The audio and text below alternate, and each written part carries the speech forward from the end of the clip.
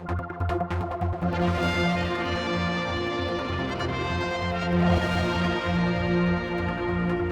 we've been called to a special meeting with the Chief Minister about the story that's gone national. It could get even bigger than that, and it's not a good news story whatsoever. This is something that I suppose you thought was dead and buried many years ago. This is to do with this lesbian couple who have been refused permission or from the landlord to take on a lease of a property. Yeah. What do you make of this? Well, frankly, I was horrified to hear this story again. Horrified from the point of view, first of all, of the great distress this must have caused the two young ladies who applied for the apartment, but also horrified from the point of view that we've been through all this before. Some 20 years ago, I was very much in the forefront of bringing in changes to decriminalise homosexuality.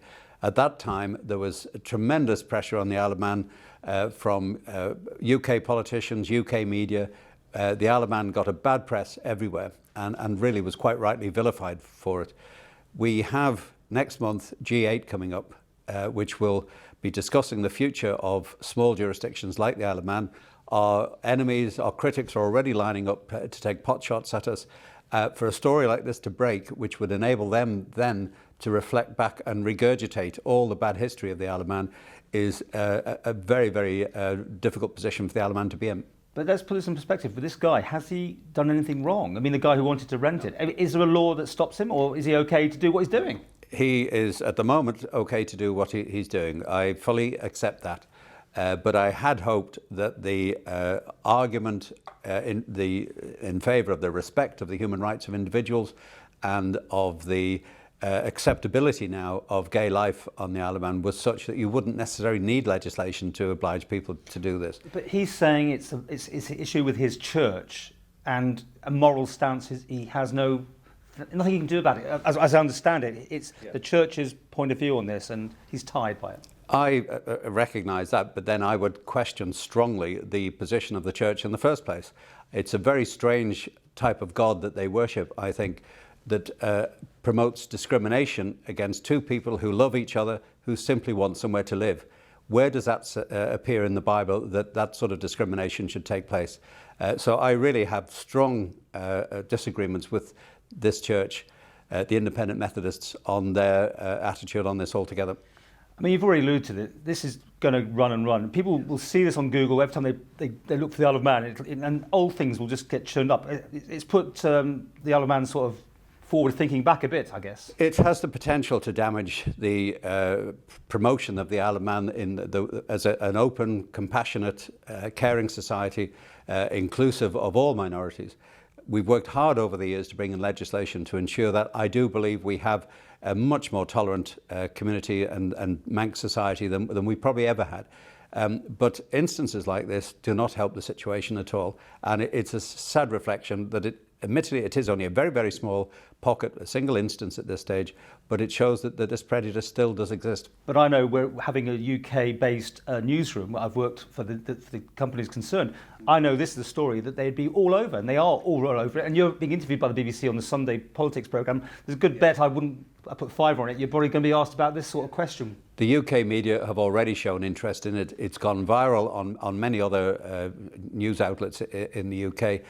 Once more, the Isle of Man's name has been dragged into the spotlight as being backward, anti-gay, anti-human rights, all the usual stuff which we fought years to get rid of. And someone who's lived through that period, I can tell you that this isn't idle talk on my part. The Isle of Man suffered enormously for 10, 15 years before it was able to start to shake off this. It has the potential to be very, very damaging.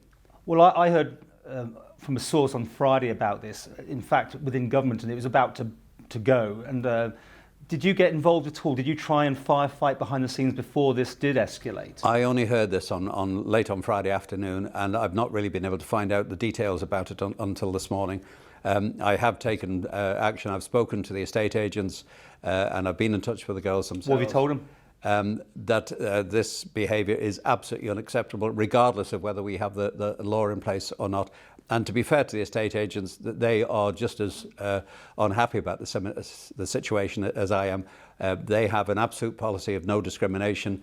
which is as it should be.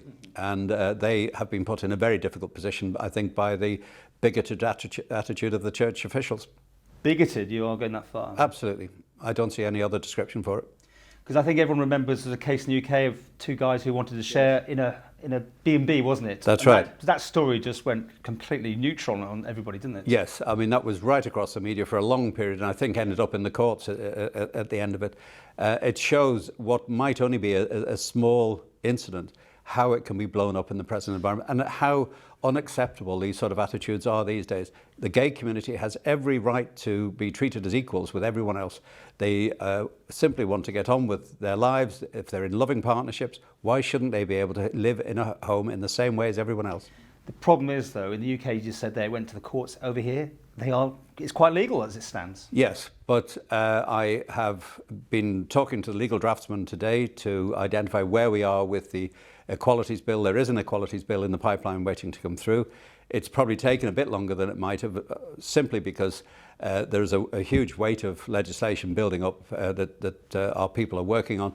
And of course, given the fact that we do have a more tolerant society, there didn't seem to be quite the same level of urgency to bring in this, because it is just the way people live these days. So let's supposing that law was in place, would you be even able to tell the church that they couldn't discriminate?